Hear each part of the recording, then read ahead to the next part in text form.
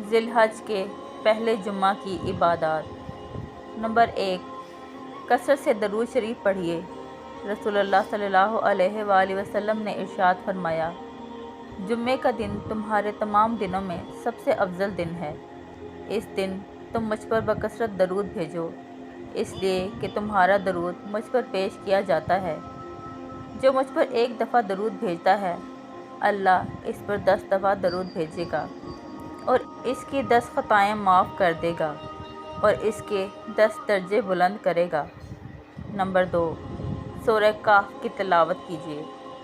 جو شخص جمعے کے دن سورہ کہف پڑھے گا، اس کے لیے اس کے قدم سے آسمان تک نور ہوگا جو قیامت کے دن روشن ہوگا، اور 2 جمعے کے درمیان کے گناہ معاف کر دیے جائیں گے۔ جو شخص جمعے کے دن سورہ کہف کی تلاوت کرے گا، آئندہ جمعہ تک اس کے لیے ایک خاص نور کی روشنی رہے گی۔ نمبر 3، جمعے کی نماز کے بعد 100 مرتبہ سبحان اللہ العظیم و بحمدہ پڑھ لیجیے۔ پڑھنے والے کے 1 لاکھ اور اس کے والدین کے 24,000 گناہ معاف ہوں گے۔ نمبر 4، جمعے کی نماز کے بعد 7 مرتبہ سورہ اخلاص، 7 مرتبہ سورہ فلق اور 7 مرتبہ سورہ ناس پڑھ لیجیے۔